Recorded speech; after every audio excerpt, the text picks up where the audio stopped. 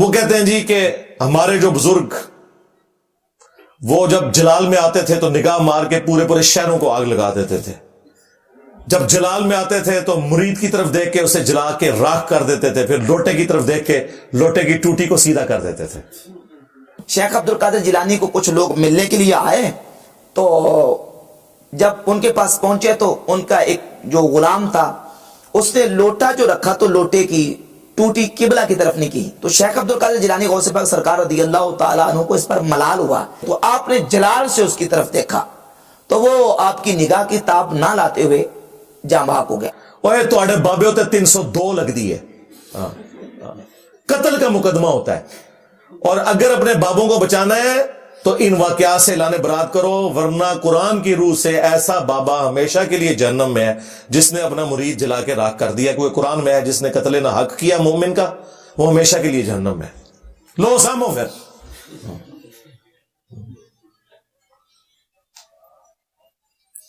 یہ کون سے نبی کے طریقے کے اوپر بابے چل رہے ہیں؟ نبی اسلام نے بھی کسی صحابی کو جلا کے راکھ کیا ہے.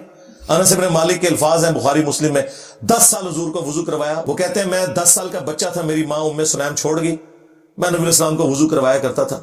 عمر 20 سال ہوئی, نبی اسلام دنیا سے چلے گئے. 10 سال حضور کے گھر کے کام کیے, آپ مجھے کام کے لیے بھیجتے تھے, میں بچوں میں کھیلنا شروع کر دیتا تھا, بھول جاتا تھا. لیکن 10 سالوں میں کبھی نبی اسلام نے مجھے کبھی نہیں فرمایا یہ کام کیوں کیا, یہ کیوں نہیں کیا. اور تمہارے پیر جو ہیں وہ ان مریدوں کو جلا کے راکھ کرتے تھے جو مرید اس لیے ہوئے تھے کہ اپنی آخرت بچائیں گے. وہ مرید نے اپنی آخرت کیا بچانی تھی, دنیا سے گیا اور تمہارے بابے کی آخرت بھی ساتھ ہی لے گیا. بابے نے آخرت بچانی تھی, بابا خود جہنم میں چلا گیا ساڑ کے. اگر یہ ایسا ہے, اگر عبد القادر جیلانی کی طرف یہ غلط منسوب ہے تو وہ بری ہیں. ان کا دعویٰ ہے کہ نہیں انہوں نے یہ سب کچھ کیا تو ٹھیک ہے, پھر ان کے اینڈ رزلٹ کو سنبھالو. تو جلا کے راکھ کر دیتے تھے جی, نگاہ مارتے تھے. نگاہ میں اللہ تعالیٰ نے اتنی طاقت رکھی ہوئی تھی ان کی, اچھا طاقت رکھی ہوئی تھی. انہوں نے ریٹائرمنٹ لے لی.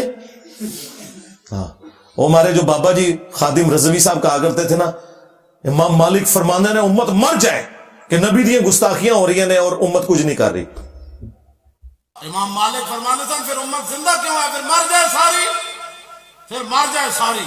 پوری عالم اسلام اس وقت یا تو مر جائے, یا تو مر جائے سارا عالم اسلام, یا پھر حضور کی عزت پر پہ رہ جائے. بس دو باتوں میں سے ایک بات ہے, بس یا سارا اکٹھا ہو کے مر جائے تو یا پھر فرانس کو جواب دے. تو میں نے کیا کہا تھا, رکو ذرا صبر کرو بابا جی, تیرے بابے مر جائیں پہلے. غوث کتب ابدال جن کی ڈیوٹی ہے کہ وہ نگاہ مار کے یوٹیوب کے اوپر رکھی ہوئی گستاخانہ ویڈیوز کیوں نہیں ڈیلیٹ کروا سکے. انہوں نے اپنے نبی کا کلمہ نہیں پڑھا ہوا, وہ غدار ہے اپنے نبی کے. ان کی بزرگی کس دن کام آنی ہے؟ ایسی بزرگی میں لعنت ہو کے بزرگی اور وہ نگاہ مار کے یوٹیوب سے ویڈیوز نہ ڈیلیٹ کروا سکے. اللہ نے نہیں یہ کرنا, اللہ نے آپ کی ڈیوٹی لگائی ہوئی ہے امت کی, اس لیے تو وہ کہہ رہے نا کہ امت مر جائے. تو امت میں تو امت تو بیچاری ہے ہی گئی گزری, پہلے بابے مرے ہیں جن کے پاس اختیار ہے. سب سے پہلے وہ بابا ڈھونڈے جہاں پہ یوٹیوب کی ہارڈ ڈسک رکھی ہوئی ہے, ادھر جس غوث کتب ابدال کی ڈیوٹی ہے نا اس پہ 295 سیل گئے, اسے چوک میں پھانسی دے. غدار, تو ویڈیوز نہیں ڈیلیٹ کروا سکا, تو نے اپنے نبی کا کلمہ نہیں پڑھا ہوا صلی اللہ علیہ وآلہ وسلم. عزتیں ویل کی ہیں تم نے اللہ اور اس کے رسول کے نام کے اوپر, چندے بٹورے ہیں تم نے اللہ اور اس کے رسول کے نام کے اوپر, سواریاں سوار کی ہیں تم نے مکے اور مدینے کی آوازیں لگا کر, اور پھینکی ہیں بغداد شریف, اجمیر شریف, دیوبند شریف, بریلی شریف. تو دیکھو اللہ تعالیٰ نے تم سے کتنا بڑا انتقام لیا ہے.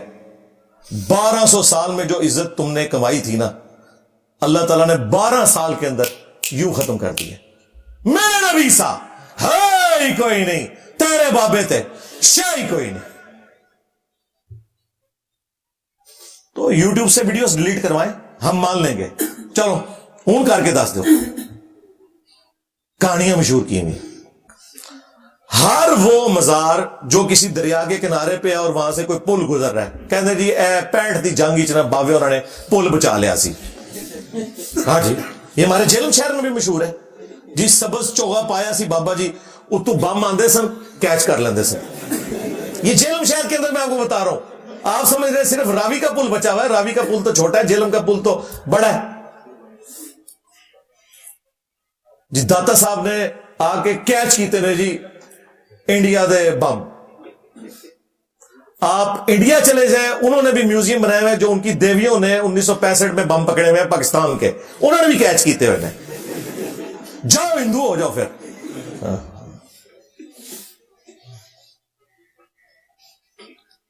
تمہارے بزرگوں کے ماننے والے تو 3 میچوں کے اندر کھیلتے ہیں اور اگلے 30 میچوں کے اندر 0 بناتے ہیں. وہ دیکھو یوراج سنگھ, بالر کو اس نے دھمکی دے کے 6 چھکے مارے ہیں.